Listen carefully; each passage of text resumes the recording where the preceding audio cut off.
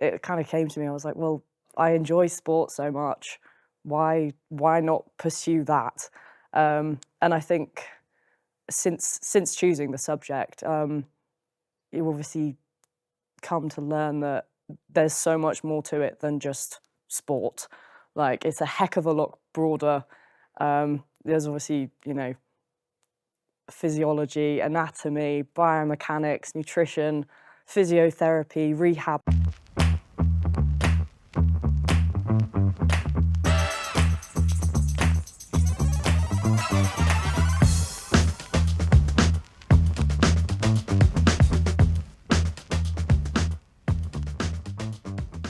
Well, for me, I can speak personally for me. I think it was about having a real interest in how the human body responds and adapts to exercise. And that came through my own training experience, my own athletic training experience. And so that's what got me into it. And it was through, I think, being passionate about training and competing at a high level. But then I think as you get into it, you realize that it's not just sports science, it's sport and exercise science. It's much broader than that. And you start to understand the psychology of competition, but also the psychology of what makes people want to exercise and how you can motivate people to exercise.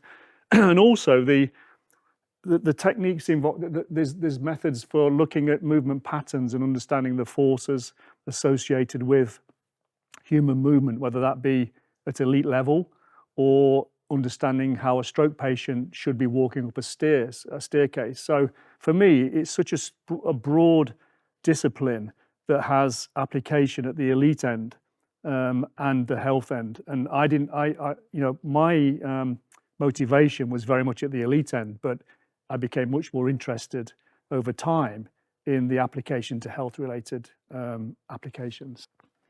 I think my passion for the sport, exercise, rehab side of things is to really help other people.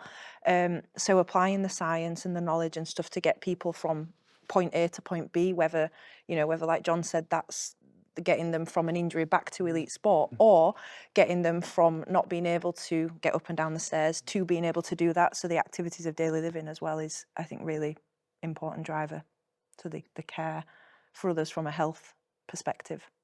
That's one of the things we do try to teach students here, and I think is a central part of the course, teaching students how to relate to people, participants, players, athletes, whatever it is, and developing those relationships. Because it isn't just enough to learn, theory and content and techniques. You need to learn what motivates people. You need to learn to understand people, get to know people, and I think that's at the heart of trying to help people, whether it's in elite sport or whether it's in recreational sport or whether it's in a health context. That's, I think, central to the study of sport, health and exercise, getting to know people and working with people. I think that's a really good example, and what it shows is how applied our discipline is. So it's not just theoretical. Everything, it has broad applicability to either the elite end or the health-related end. And so it's a very applied discipline. I think that's very important. I mean, I think the reason I chose to study it is I've always been passionate about sport, and it's something that I've grown up doing, whether it's been dance, football, netball, now lacrosse, running. I did a lot of it, but when it came to sort of studying for a degree, when I was sort of 17, 18, I didn't actually know whether I wanted to come to uni, and I felt not at a loss as such, but I was very confused. I didn't know whether I wanted to just go straight into work.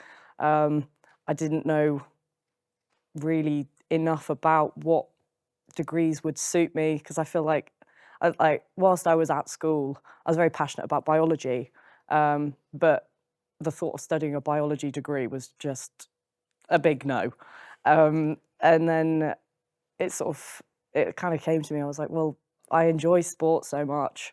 Why not pursue that? And I think since choosing the subject, you obviously come to learn that there's so much more to it than just sport. Like, it's a heck of a lot broader.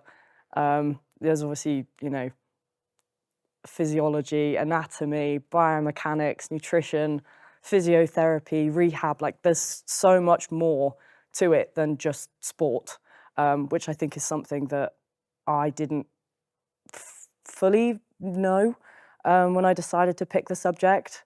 And yeah, it was more just a passion for playing, which eventually turned into a passion for a heck of a lot more than just that. Yeah. I think for me, when growing up, sport was always like involved in everything I did. It was like go to school, get home, sports club, sleep, repeat 5 times a week.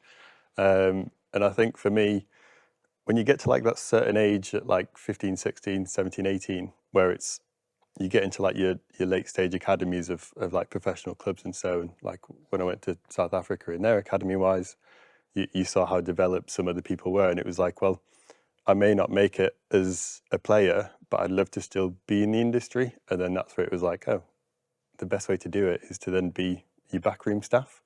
So whether it's your sports scientist, nutritionist, like rehab, or anything like that. So for me, it was more, how am I able to stay in the sport industry without necessarily being a player? If I was able to like pursue, say, a rugby career or a football career, it would have been like obviously the ideal. But the best, like the second best for me was obviously be the member of staff who helps that team succeed.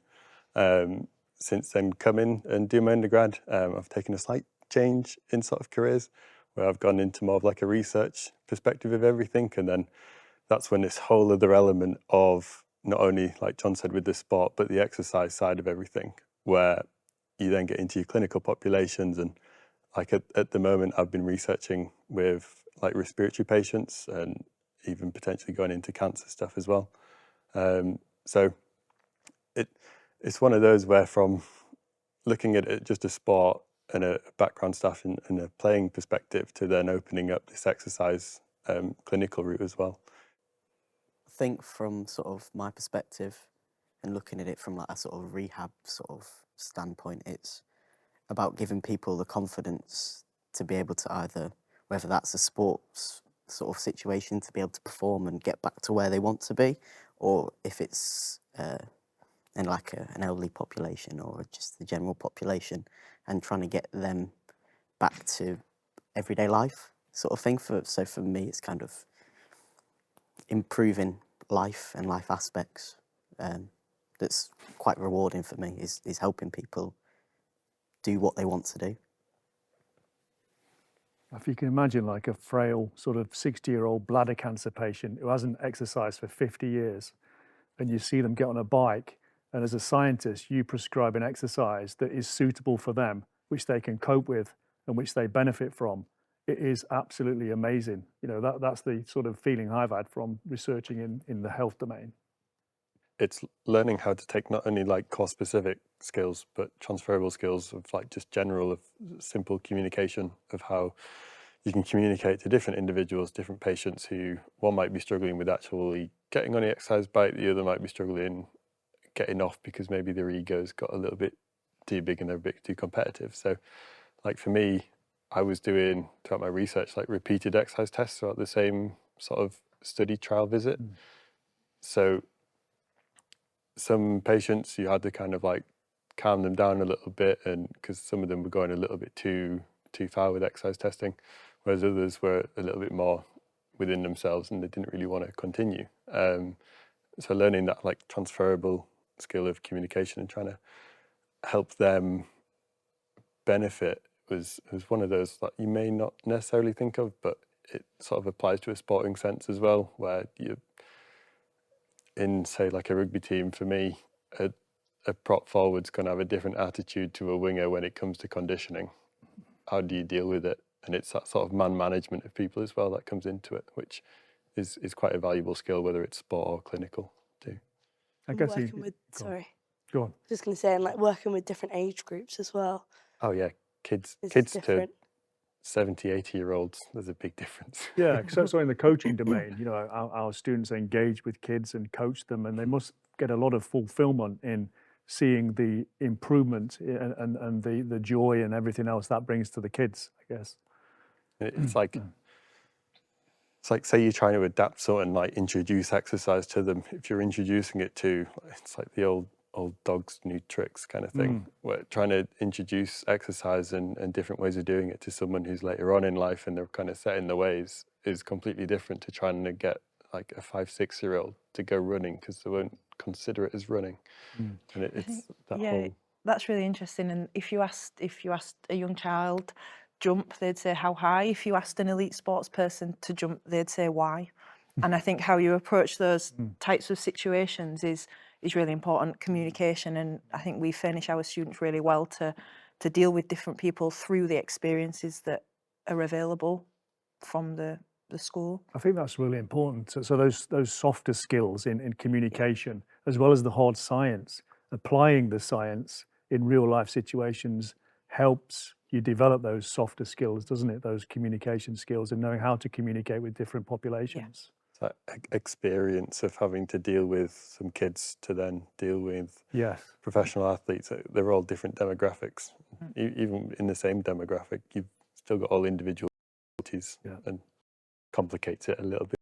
But if you've got like skills that you'll be able to adapt your audience, whether it's a single person or you're trying to get a whole team of 30 people to try and do the same activity. It's the same.